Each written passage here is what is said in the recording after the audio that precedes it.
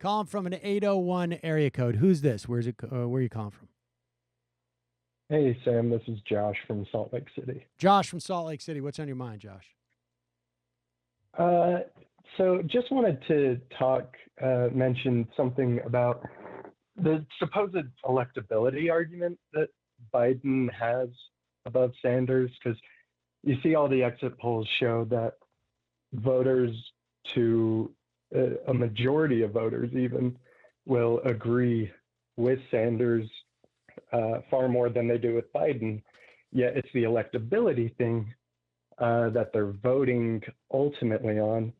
Yet that seems like just a bad strategy for the general election, because Biden himself is, essentially Hillary Clinton 2.0. He is very involved with the Obama administration, which can be in part at least blamed for the rise of Trumpism and that part of the conservative Republican movement. He has just as bad, if not a worse record than Hillary Clinton ever did with all of his time in the Senate. It seems to just be the electability rather than actual policy that voters care about, especially as we can tell, older voters.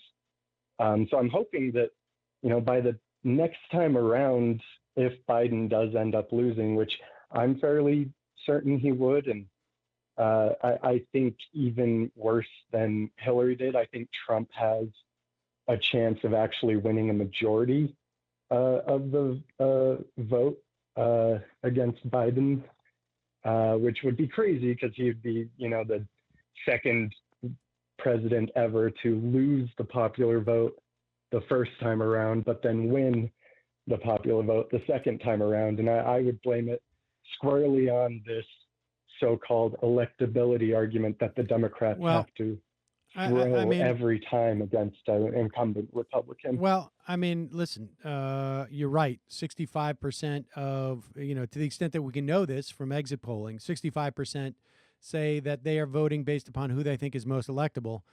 I think about 35% say they're voting on someone who agrees with me on the issues, and the majority of those people are supporting Bernie, and the majority of the other one is supporting Biden. Right. Now, my biggest concern a month ago about Joe Biden was really had to do, and he's not the same as Clinton. Clinton had to deal with misogyny.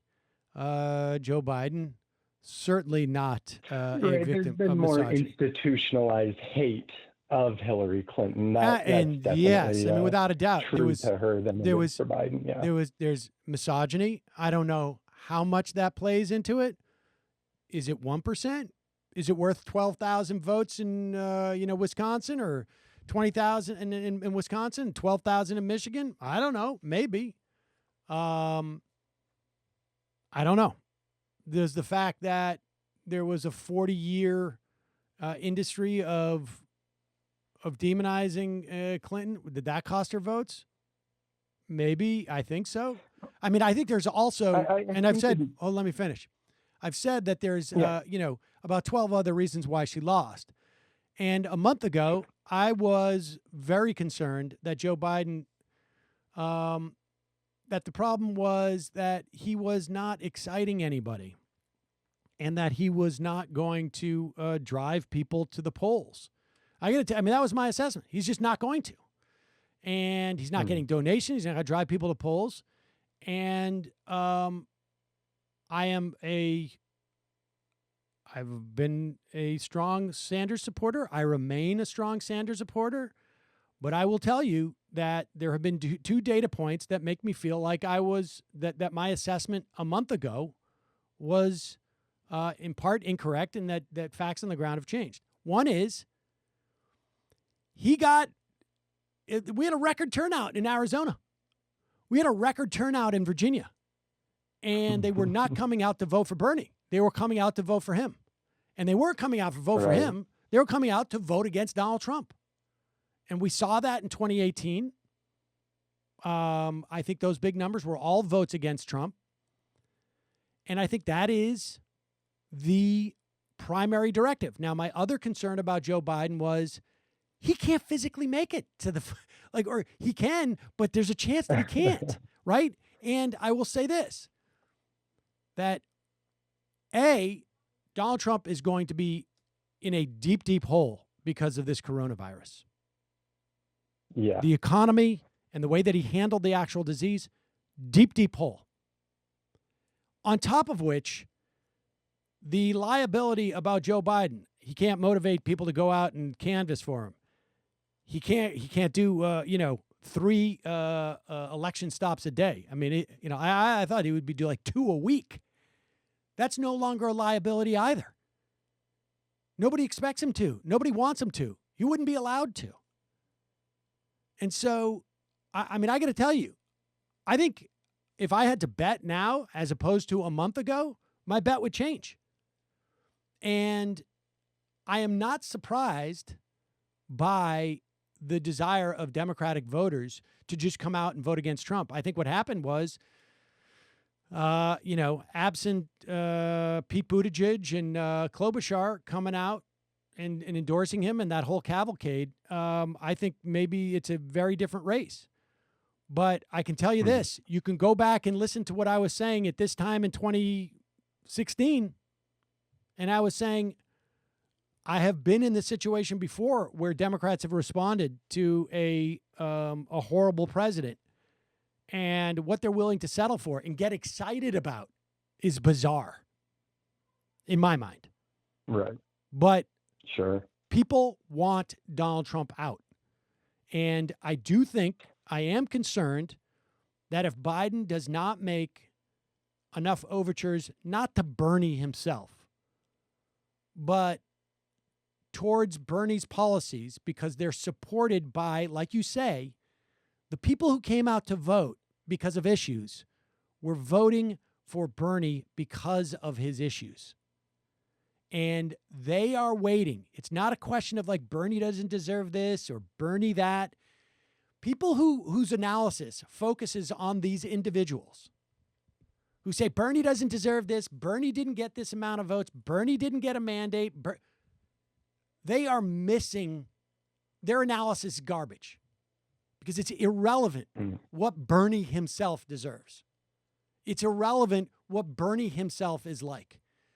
Bernie's voters were the only voters in these type of numbers who were coming out in this election to vote for a set of policies, to vote for an approach towards government and an approach towards our society.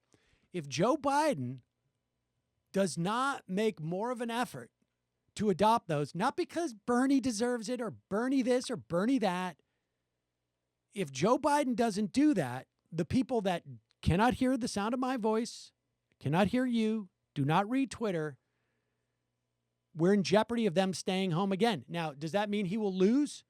No, not necessarily, because there was a lot of other factors with Clinton. But if you're saying it's all hands on deck moment, then put all hands on deck and go after those voters. That's my point. So, and I agree with some of what you're saying, but I think, if I'm going to be honest with people, Joe Biden's chances today, you have to assess them as much better than one would have assessed them a month ago. Both because of the turnout in Virginia and in Arizona, and because of, what's happening, in our society today. And so that's just, that. So that's if I can make one more point. Go ahead. I do believe that Trump's handling of Corona has definitely thrown the election more up into the air than it was a month ago. I think Biden could win it. I don't think it's a definite for sure, mainly because those states that Biden definitely needs to win are the states that voted against Hillary.